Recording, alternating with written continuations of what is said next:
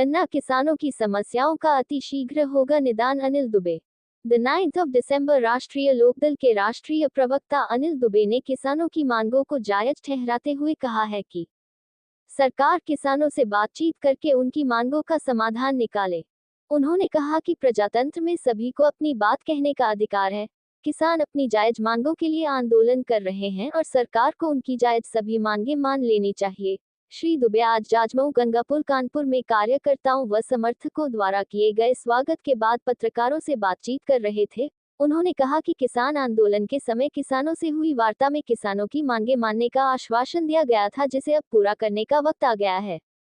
श्री दुबे ने आगे कहा, उत्तर प्रदेश में 3 नवंबर से चीनी मिलों का संचालन शुरू है, लेकिन अभी तक गन्ना किसानों का समर्थन मूल्य घोषित नहीं किया गया है, जिसकी वजह से किसान क्रशर और कोल्हू पर औने पौने दामों पर गन्ने को बेचने को मजबूर हैं।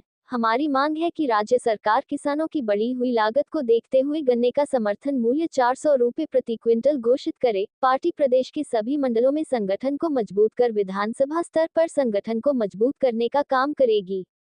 एक सवाल के जवाब में श्री दुबे ने कहा कि किसान हितैषी बनने का दावा करने वाली कांग्रेस का इतिहास ही किसान विरोधी रहा है और वो आज भी किसानों का हितैषी बनने का दावा कर रहे हैं।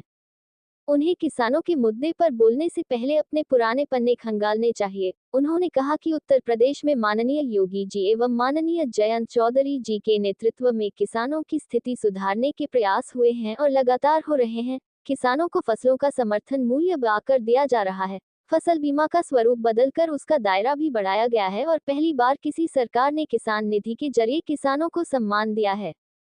श्री दुबे ने कानपुर घाटमपुर की चीनी मिल के प्रश्न पर उत्तर देते हुए कहा कि इसकी जिम्मेदारी पार्टी के उपाध्यक्ष श्री सुरेश गुप्ता जी की है। ये पूरा प्रकरण समझकर और इसके बारे में चर्चा राष्ट्रीय अध्यक्ष एवं मंत्री कौशल विकास श्री जयंत चौधरी से बात कर चीनी मिल को चलाने का काम किया जाएगा।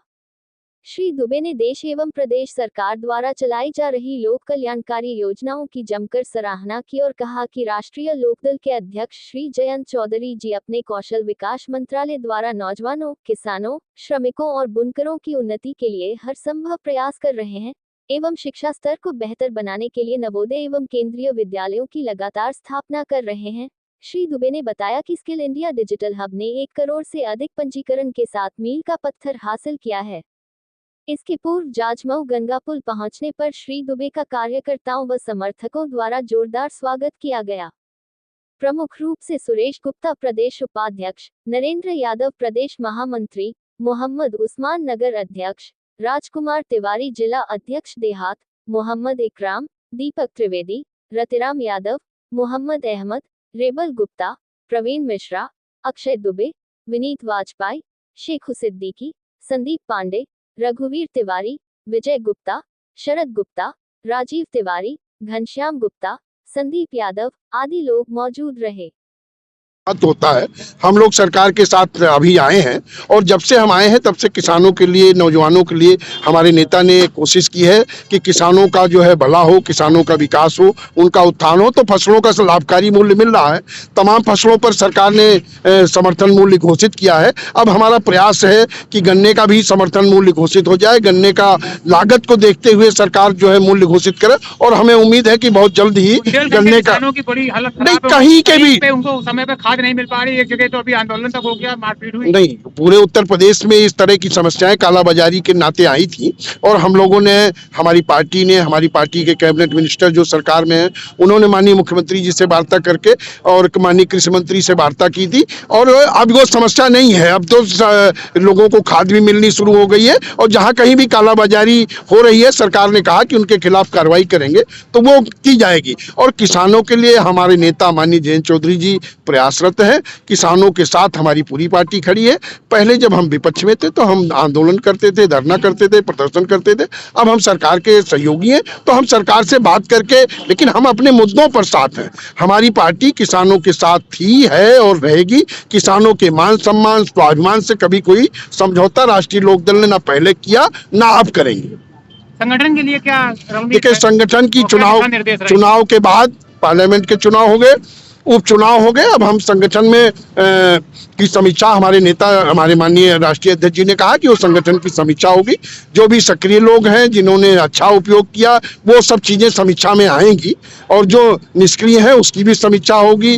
तो बहुत से मुद्दे हैं, उन सब मुद्दों पर पार्टी चल रही है, क्योंकि ये किसानों के लिए, देखिए 4 दशक तक कांग्रेस की सरकार रही है देश में, लेकिन उन्होंने कभी खेत का, खलिहान का, किसानों का मान सम्मान नहीं किया। मोदी जी ने किसानों के खेत खलिहान को सम्मान दिया, स्वर्गीय चौधरी चरण सिंह जी को भारत रत्न से नवाजा। आज पूरे देश में किसानों की नीतियों को अंगीकार किया जा रहा है, किसानों को उनका समर्थन मूल्य मिल रहा है, और हम लोग ये चाहते हैं कि किसान की जो मांगे हैं वो सब पूरी हों। राष्ट्रीय लोकदल के राष्ट्रीय महासचिव अनिल दुबे जी और राष्ट्रीय प्रवक्ता भी हैं, जो कि समीक्षा के लिए आए हुए हैं, और बहुत ही अच्छे और सुलझे हुए व्यक्तिगत रूप से हैं ये। और जैसी भी समीक्षा होगी ये ऊपर जाके मतलब रिपोर्ट करेंगे, और ऊपर से जो है आदेश ये हुआ है कि अभी जो है आगे चल के प्रभारी नियुक्त किए जाएंगे। जब प्रभारी नियुक्त होंगे उसी हिसाब से अब हम लोग आगे जनता के बीच जाके हम लोग अपना पैड बनाएंगे, और विधायकी के लिए जो भी अच्छे विधानसभाएं दिखेंगी जहां पर सबका सम्मान नहीं हो रहा है, जहां पर कोई सही सिस्टम में नहीं है विधायक, उस जगह पर हम लोग लड़ेंगे और लड़कर विधायकी का दावेदारी करेंगे। महेश गुप्ता, उपाध्यक्ष राष्ट्रीय लोकदल उत्तर प्रदेश। हम लोगों ने आज भाई अनिल दुबे का सम्मान कार्यक्रम गंगापुर के गंगा पुल पे किया है, और उन्हें निर्देश हुआ है कि संगठन, ये आगे भी जा रहे हैं, संगठन को मजबूत करने के लिए ये अनिल दुबे जी को जिम्मेदारी दी गई है। आप प्रवक्ता भी हमारे राष्ट्रीय हैं, और ये भी निर्णय हुआ है संगठन का कि हर मंडल में जो अच्छी सीटें लड़ने लायक होंगी उन सीटों से हर मंडल से एक राष्ट्रीय लोकदल का प्रत्याशी समर्थन में लड़ेगा।